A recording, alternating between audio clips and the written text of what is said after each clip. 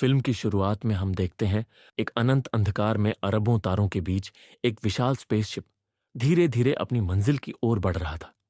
Starship Avalon. यह कोई आम जहाज नहीं था, बल्कि एक नई दुनिया बसाने के लिए 5,000 पैसेंजर्स और 258 क्रू मेंबर्स को लेकर पृथ्वी से रवाना हुआ था। इस मिशन को पूरी तरह से ऑटोमेटेड सिस्टम कंट्रोल कर रहा था। हर इंसान हाइबरनेशन कैप्सूल में गहरी नींद में था, जिससे वे अगले 120 साल बाद जागने वाले थे। सब कुछ योजना के मुताबिक चल रहा था, लेकिन कुछ ऐसा होने वाला था जिसकी उम्मीद किसी को नहीं थी। दोस्तों, अगर आपको ऐसी जबरदस्त साइंस फिक्शन फिल्में पसंद हैं, तो आप बिल्कुल सही जगह पर आए हैं। ऐसी ही और धमाकेदार एक्सप्लेनेशन के लिए चैनल को सब्सक्राइब कर लीजिए। तो चलिए, बिना किसी देरी के वीडियो शुरू करते हैं। अंतरिक्ष में हजारों मील की दूरी पर एक विशाल पत्थर स्पेसशिप की ओर बढ़ रहा था। बिना किसी चेतावनी के यह पत्थर सीधा जहाज से टकरा गया। एक तेज झटका लगा और पूरी लाइटिंग कुछ सेकंड्स के लिए बंद हो गई। ऑटोमेटिक सिस्टम ने तुरंत कंट्रोल संभाल लिया और स्पेसशिप को स्थिर कर दिया। बाहर से देखने पर सब कुछ सामान्य लग रहा था, लेकिन इस हल्के झटके ने एक स्लीपिंग कैप्सूल को एक्टिव कर दिया, जो नहीं होना चाहिए था। स्पेसशिप के एक सेक्शन में एक हाइबरनेशन कैप्सूल धीरे धीरे खुला। अंदर लेटा हुआ एक पैसेंजर अचानक अपनी आंखें खोलता है। वह घबराया हुआ इधर उधर देखता है। उसका शरीर कमजोर महसूस हो रहा था। सामने एक स्क्रीन पर एक डिजिटल लड़की अपीयर होती है और मुस्कुराते हुए उसे वेलकम करती है। लड़का थोड़ा कंफ्यूज होकर स्क्रीन की तरफ देखता है और धीरे से कहता है, मेरा नाम जिम है। कंप्यूटर कहती है, जिम, आप स्टारशिप एवेलॉन के पैसेंजर हैं। आपने लगभग 120 साल हाइबरनेशन में बिताए हैं और अगले 4 महीनों में हम अपनी डेस्टिनेशन होमस्टेड प्लैनेट पर पहुंच जाएंगे। जिम अभी भी खुद को संभालने की कोशिश कर रहा था। उसका शरीर सुन्न लग रहा था, हाथ हल्के कांप रहे थे। स्क्रीन पर डिजिटल असिस्टेंट उसे बताने लगी कि अब वह अपनी जर्नी का आनंद ले सकता है, जहां उसे बेहतरीन खाना, एंटरटेनमेंट और कई सुविधाएं मिलेंगी। जिम को अभी भी यह सब अजीब लग रहा था। वह वॉशरूम में गया, आईने में खुद को देखा। दाढ़ी हल्की बढ़ी हुई थी। वह तैयार होकर मेन एरिया की तरफ बढ़ा, लेकिन वहां पहुंचते ही उसके कदम अचानक रुक गए। पूरा स्पेसशिप खाली था। ना कोई पैसेंजर, ना कोई क्रू मेंबर, सिर्फ वह अकेला। जिम चारों ओर देखने लगा, लेकिन उसे कोई नहीं दिखा। उसकी सांसें तेज हो गईं। वह धीरे धीरे आगे बढ़ा और फिर तेजी से पूरे स्पेसशिप में घूमने लगा। हर जगह सन्नाटा पसरा हुआ था। उसे कुछ समझ नहीं आ रहा था कि आखिर बाकी सब लोग कहाँ हैं। वो कंट्रोल रूम की ओर भागा, जहां क्रू मेंबर्स के हाइबरनेशन कैप्सूल रखे थे। उसने दरवाजा खोलने की कोशिश की, लेकिन स्क्रीन पर लिखा आया, एक्सेस डिनाइड। दरवाजा लॉक था। उसने खिड़की से अंदर झांक कर देखा। वहां कैप्टन और बाकी क्रू मेंबर्स अपने कैप्सूल्स में सो रहे थे। इसका मतलब था कि जहाज में कोई दिक्कत नहीं थी, लेकिन बाकी पैसेंजर्स कहाँ थे? वो तेजी से वापस लौटा और एक रूम में पहुंचा, जहां जहाज की आर्टिफिशियल असिस्टेंट स्क्रीन पर अपीयर हुई। गैलेक्सी वर्चुअल एक्सपीरियंस में आपका स्वागत है। आप यहां क्या देखना चाहते हैं? जिम ने कंप्यूटर से पूछा, क्या मैं अकेला जागा हुआ हूं? लेकिन कंप्यूटर ने कोई जवाब नहीं दिया। अब उसने दूसरा सवाल किया, अभी हम कहाँ हैं? स्क्रीन पर जवाब आया, हम अभी भी सफर में हैं। हमारी डेस्टिनेशन तक पहुंचने में 90 साल बाकी है। जिम को झटका लगा। उसने कंप्यूटर से एक और सवाल किया, हम पृथ्वी से कितने समय पहले चले थे? स्क्रीन पर लिखा आया, लगभग 30 साल पहले। जिम सुन्न पड़ गया। वह अकेला था और अब उसके पास बस 2 ही रास्ते थे। या तो वह 90 साल अकेले इस जहाज में जिए, या फिर कोई रास्ता निकाले। दरअसल जिस कंप्यूटर ने उसे बताया था कि वह 120 साल से स्लीपिंग कैप्सूल में सोया हुआ था, वह इसी तरह से प्रोग्राम किया गया था। जब भी कोई पैसेंजर कैप्सूल से जागता, कंप्यूटर उसे पूरी जानकारी देता, क्योंकि सभी को 120 साल बाद ही उठना था। इसी वजह से कंप्यूटर ने उसे यही बताया। लेकिन अब जिम को एहसास हुआ कि वह गलत समय पर जाग चुका है, जो कि बिल्कुल भी नहीं होना चाहिए था। उसे यह समझ नहीं आ रहा था कि आखिर ऐसा हुआ कैसे। वह कंप्यूटर से पूछता है कि उसे पृथ्वी पर संदेश भेजना है। जवाब मिलता है कि संदेश भेजा जा सकता है। फिर जिम पृथ्वी के लिए एक मैसेज रिकॉर्ड करता है, जिसमें वह बताता है कि मेरा स्लीपिंग कैप्सूल समय से पहले खुल गया और मैं 90 साल पहले जाग गया। मुझे मदद चाहिए, और वह उस मैसेज को सेंड कर देता है। लेकिन इस मैसेज को पृथ्वी तक पहुंचने में 19 साल लगेंगे और जवाब आने तक 55 साल बीत जाएंगे। जिम यह सुनकर और भी परेशान हो जाता है। अकेले 90 साल तक इस जहाज में कैसे जिया जाए? उसे कोई रास्ता नहीं दिखता। थोड़ी देर बाद वह जहाज के अंदर घूमता है और एक बार टेंडर को देखता है। पास जाकर ध्यान से देखता है तो पता चलता है कि वह एक रोबोट है। यह एकदम इंसानों जैसा था, बातचीत भी वैसे ही कर रहा था। जिम उससे पूछता है कि इस जहाज को होमस्टेड पहुंचने में कितना समय लगेगा। रोबोट जवाब देता है, अभी 90 साल बाकी है। जिम फिर सवाल करता है, पैसेंजर्स कब जागने वाले थे? रोबोट कहता है, मंजिल तक पहुंचने से 4 महीने पहले। जिम घबराकर पूछता है, अगर अब भी 90 साल बाकी हैं तो मैं यहां कैसे बैठा हूं? रोबोट एक पल के लिए रुकता है, फिर कहता है, आपको यहां नहीं होना चाहिए था। आपको अभी भी अपने स्लीपिंग कैप्सूल में होना चाहिए था। जिम वहां से तेजी से निकलता है और तकनीकी कक्ष में जाता है। वो खुद एक इंजीनियर था, इसलिए उसे उम्मीद थी कि वह अपने स्लीपिंग कैप्सूल को ठीक कर पाएगा। कंप्यूटर स्क्रीन पर डेटा पढ़कर वह समझने की कोशिश करता है कि आखिर क्या गलती हुई है। फिर वह अपने स्लीपिंग कैप्सूल में जाकर लेट जाता है। उम्मीद करता है कि वह फिर से हाइबरनेशन में चला जाएगा, लेकिन कुछ नहीं होता। अचानक कैप्सूल बंद होने लगता है और जिम उसमें फंस जाता है। वह पूरी ताकत लगाकर कैप्सूल को धक्का देता है और किसी तरह बाहर निकल आता है। वह थककर वहीं बैठ जाता है। अब क्या किया जाए? 90 साल तक अकेले रहना नामुमकिन था। वह जहाज के क्रू सेक्शन में घुसने की कोशिश करता है, जहां कैप्टन और बाकी क्रू सो रहे थे, लेकिन दरवाजा लॉक था। किसी भी हालत में वह नहीं खुल रहा था। जिम निराश होकर वापस बार टेंडर के पास चला जाता है और शराब मांगता है। जिम हंस पड़ता है और कहता है, इस जहाज में सिर्फ मैं जागा हूं और अब 90 साल तक अकेला जीना है। तुम बताओ, ऐसा कैसे किया जाए? रोबोट बिना भावनाओं के जवाब देता है, आप वहां नहीं हैं जहां आपको होना चाहिए, इसलिए जो है उसे स्वीकार करना सीखें। जिम उसकी बात सुनता है और सोच में पड़ जाता है। फिर वह जहाज के सबसे महंगे कमरे में चला जाता है। उसका खुद का कमरा बहुत साधारण था, लेकिन यह कमरा पूरी तरह लग्जरी से भरा हुआ था।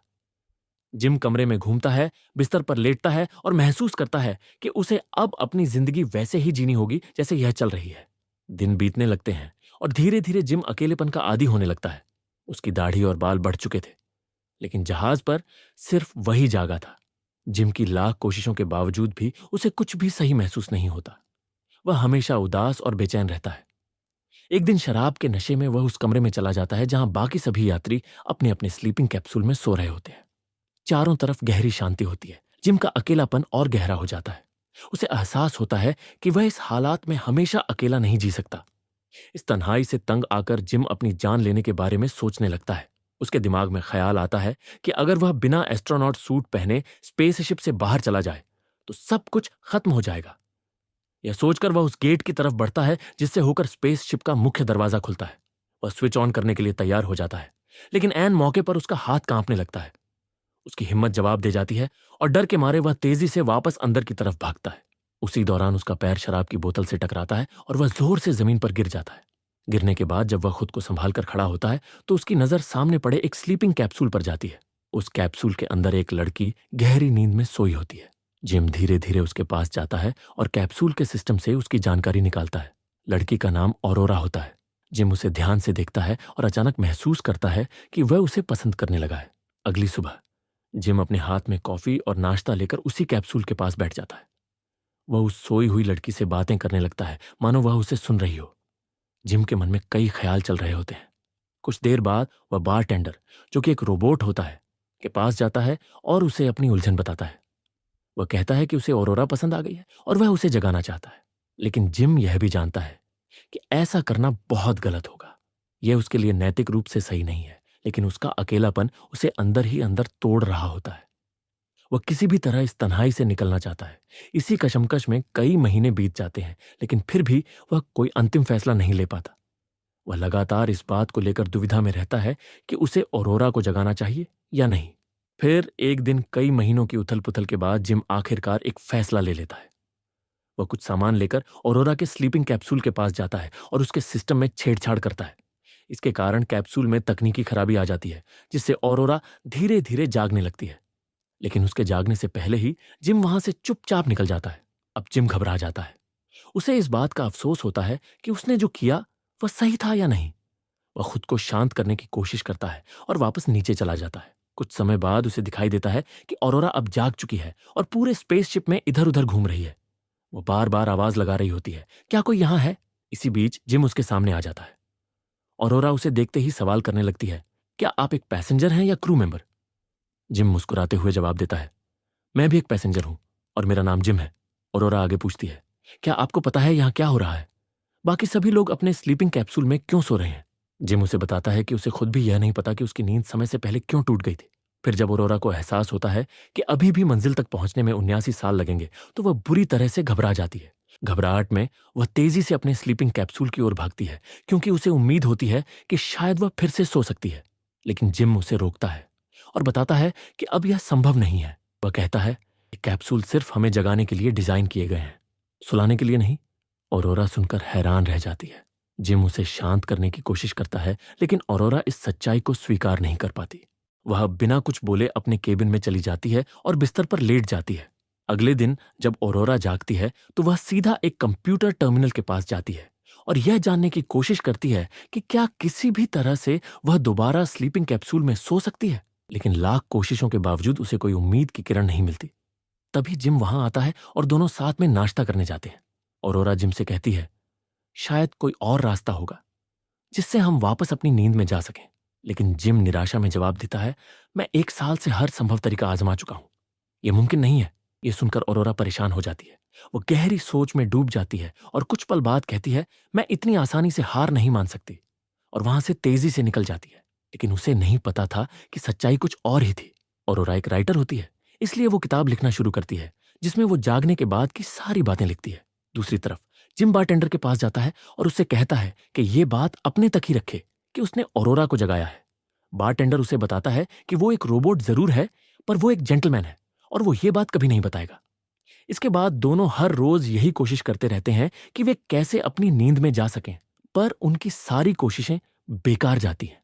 और एक दिन ऑरोरा कहती है कि अब हमें अपनी किस्मत को अपनाना चाहिए और जो कुछ हमारे साथ हो रहा है उसे स्वीकार करना चाहिए।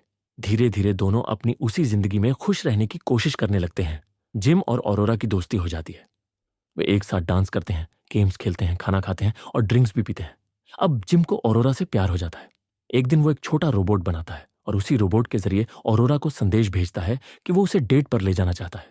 ऑरोरा खुशी खुशी हाँ कर देती है। फिर शाम को जिम तैयार होकर ऑरोरा के रूम में आता है और उसे लेकर बार में जाता है। वहां रोबोट उनकी तारीफ करता है। ड्रिंक करने के बाद दोनों डिनर करते हैं और उसके बाद जिम उसे वहां लेकर जाता है जहां स्पेस सूट रखा होता है, जिसे पहनकर वो शिप से बाहर अंतरिक्ष में गया था। वो ऑरोरा को अनंत विशाल अंतरिक्ष की खूबसूरती बाहर से दिखाता है। ऑरोरा को यह सब बहुत अच्छा लगता है और वो भावुक हो जाती है। फिर दोनों वापस स्पेस शिप के अंदर आ जाते हैं और अब दोनों एक दूसरे से प्यार करने लगते हैं। कुछ समय और बीत जाता है और ऑरोरा का जन्मदिन आ जाता है। जिम उसके जन्मदिन पर बहुत खुश होता है और सोचता है कि आज वो उसे रिंग पहनाकर शादी के लिए प्रपोज कर देगा। ऑरोरा, जिम और रोबोट आपस में बात कर रहे होते हैं। तभी जिम वॉशरूम जाता है और वहां अपनी रिंग देख रहा होता है जो वो ऑरोरा को पहनाने वाला है। दूसरी तरफ रोबोट उससे बोलता है, मुझे 1 साल पहले आज का दिन याद आ रहा है जब जिम आपसे मिलने के लिए बेताब था। ऑरोरा चौंक जाती है। वो बोलती है, जिम मुझसे मिलने के लिए कैसे बेताब हो सकता है? वो तो मुझे पहले जानता ही नहीं था। रोबोट उसे बताता है कि जिम महीनों तक सोचता रहा कि वो उसे जगाए या नहीं, और आखिरकार उसने उसे उठा दिया। यह सुनकर ऑरोरा सदमे में आ जाती है। उसकी आंखों में आंसू आ जाते हैं। रोबोट ये बात इसलिए बताता है क्योंकि कुछ देर पहले जिम ने कहा था कि हमारे बीच में कुछ भी छुपा नहीं होना चाहिए। तभी जिम वहां आ जाता है। ऑरोरा उससे पूछती है, क्या तुमने मुझे जगाया? जिम समझ जाता है कि रोबोट ने उसे सब कुछ बता दिया। वो धीरे से कहता है, हाँ, मैंने तुम्हें जगाया था। वो उसके करीब आने लगता है, लेकिन ऑरोरा गुस्से में बोलती है, दूर रहो मुझसे। ऑरोरा पूरी तरह से टूट जाती है। उसने जिम के साथ अपनी एक नई दुनिया बना ली थी और अब वो एक पल में बिखर गई थी। उसे लगने लगता है कि जिम ने उसके साथ बहुत गलत किया। वो कहने लगती है, मुझे वापस जाना है, मुझे वापस जाना है, और अपने कैबिन में चली जाती है। उसे कुछ समझ में नहीं आ रहा होता कि वो क्या करे। दूसरी तरफ जिम भी बहुत परेशान और दुखी हो जाता है। लंबा समय बीत जाता है और दोनों के बीच कोई बात नहीं होती। फिर एक दिन ऑरोरा उस जगह जाती है जहां जिम ने एक पेड़ और छोटे छोटे पौधे लगाए होते हैं। वो वहां खड़ी होकर बहुत दुखी और परेशान महसूस करती है। फिर वहां से जाने लगती है। तभी अचानक वहां किसी आदमी की आवाज आती है। वो उसी पेड़ के पास खड़ा होकर जोर जोर से चिल्ला रहा होता है, मेरे शिप में ये पेड़ किसने लगाया? ऑरोरा और जिम दौड़ते हुए वहां पहुंच जाते हैं। फिर दोनों कहते हैं, हम दोनों समय से पहले जाग गए। वो आदमी उनकी बात सुनकर हैरान रह जाता है। दरअसल उसकी स्लीपिंग कैप्सूल खराब हो गई थी, जिसकी वजह से वो भी पहले जाग गया था। और यह आदमी कोई और नहीं बल्कि इस जहाज का कैप्टन होता है। वो फैसला करता है कि वो खुद जाकर इस समस्या की जांच करेगा। उसके पास जहाज की मास्टर आईडी होती है, जिससे वो जहाज के किसी भी हिस्से में जा सकता है और सब कुछ चेक कर सकता है। जब वो सभी स्लीपिंग कैप्सूल्स की जांच करता है तो उसे पता चलता है कि जिम की कैप्सूल खराब हो गई थी, लेकिन ऑरोरा की कैप्सूल जानबूझकर खराब की गई थी। कैप्टन जिम से पूछता है, क्या तुमने उसे जगाया? जिम सिर झुकाकर जवाब देता है, हाँ। कैप्टन फिर पूछता है, क्या उसे पता है? जिम कहता है, हाँ, उसे पता है। इसके बाद कैप्टन पूरी कोशिश करता है कि सब कुछ ठीक कर सके, लेकिन वो एक लंबी नींद के बाद उठा होता है, इसलिए उसकी तबीयत ठीक नहीं होती और वो आराम करने चला जाता है। उसी रात जहाज की आर्टिफिशियल ग्रेविटी बंद हो जाती है, जिससे वहां सब कुछ हवा में तैरने लगता है। इस दौरान ऑरोरा स्विमिंग पूल में होती है और अचानक पूल का सारा पानी भी हवा में तैरने लगता है। वो पानी के अंदर फंसी रह जाती है और बाहर निकलने के लिए संघर्ष करने लगती है। उसकी सांसें रुकने लगती हैं और वो लगभग बेहोश होने वाली होती है, लेकिन ठीक उसी वक्त जहाज की ग्रेविटी वापस चालू हो जाती है, जिससे पानी अचानक नीचे गिर जाता है और ऑरोरा बच जाती है। अगले दिन जिम और ऑरोरा फिर से शिप की जांच करते हैं। थोड़ी देर बाद उन्हें पता चलता है कि यह सारी समस्या 2 साल पहले हुए एक टक्कर की वजह से शुरू हुई थी। जब फिल्म की शुरुआत में विशाल उल्कापिंड शिप से टकराया था, तब शिप को भारी नुकसान हुआ था और धीरे धीरे इसकी मशीनों में खराबी आने लगी थी। यही वजह थी कि जिम की स्लीपिंग कैप्सूल फेल हुई और वह समय से पहले जाग गया। अब हालात और भी खराब हो गए थे। अगर जल्दी से इसका हल नहीं निकाला गया तो शिप पर मौजूद सभी 5,000 पैसेंजर्स और क्रू मेंबर्स जाग जाएंगे और अपनी मंजिल तक पहुंचने से पहले ही मर जाएंगे। जैसे ही वे यह सब समझ पाते हैं, कैप्टन की तबीयत और खराब हो जाती है। वह बेहोश होकर गिर जाते हैं। जिम और ऑरोरा घबरा जाते हैं और उन्हें तुरंत मेडिकल रूम में ले जाते हैं। कंप्यूटर उनकी बॉडी का स्कैन करता है और फिर बताता है कि अब उनके पास कुछ ही घंटे बाकी हैं। यह सुनकर जिम और ऑरोरा परेशान हो जाते हैं।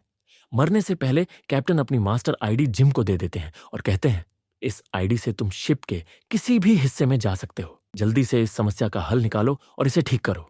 और हाँ, तुम दोनों एक दूसरे का ख्याल रखना। कुछ देर बाद कैप्टन की मौत हो जाती है।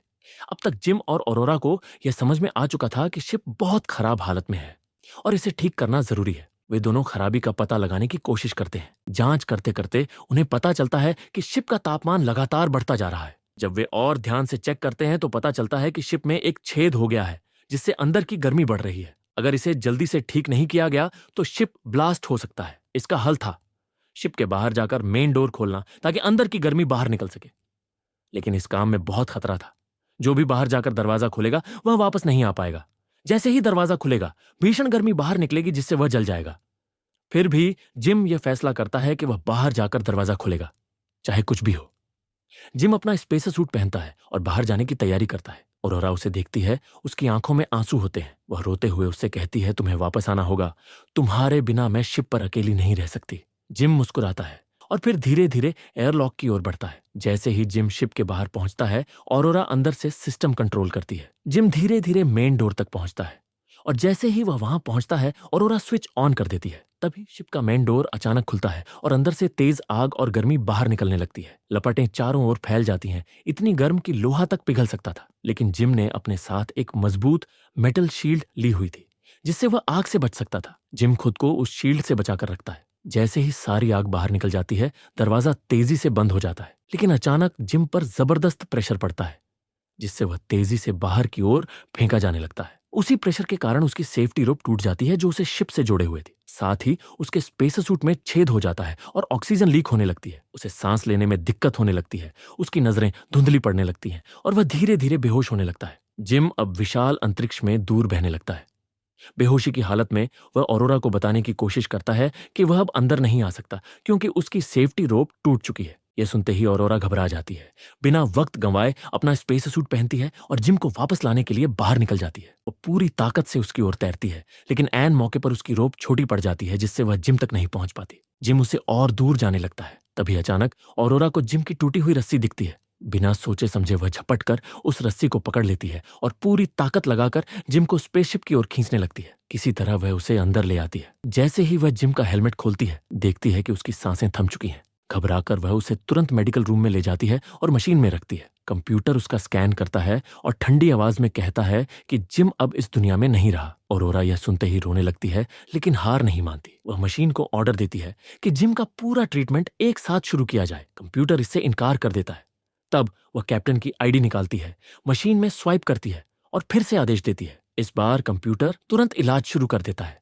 जिम के शरीर में झटके लगते हैं। उसकी धड़कनें धीरे धीरे लौटने लगती हैं और फिर अचानक उसकी सांसें वापस आ जाती हैं। ऑरोरा की आंखों में खुशी के आंसू भर आते हैं। वह जिम को कसकर गले लगाती है और खुशी से उसे किस कर देती है। उसी पल उसे एहसास होता है कि जब जिम शिप में अकेला था, तब उस पर क्या बीती होगी। इसके बाद वे अपने सारे झगड़े भूल जाते हैं। कुछ समय में जिम पूरी तरह ठीक हो जाता है। एक दिन वह ऑरोरा को एक खास जगह पर ले जाता है, जहां वह एक मशीन बना रहा होता है। दरअसल यह डिस्पेंसरी की स्कैनर मशीन होती है, जिसे जिम ने एक स्लीपिंग कैप्सूल में कन्वर्ट कर दिया था। लेकिन इन दोनों में से कोई एक ही सो सकता है। इसलिए जिम ऑरोरा से कहता है, तुम वापस सो जाओ। फिर 90 साल बाद जागना नई दुनिया में है। फिर ऑरोरा कहती है तुम्हारा क्या होगा, तो जिम कहता है मेरी फिक्र मत करो, मैं रह लूंगा। लेकिन अब ऑरोरा का दिल बदल चुका होता है। वह जिम की तरफ देखती है और मुस्कुराते हुए कहती है अब इसकी कोई जरूरत नहीं है। इसके बाद वे दोनों खुशी खुशी अपनी जिंदगी जीने लगते हैं।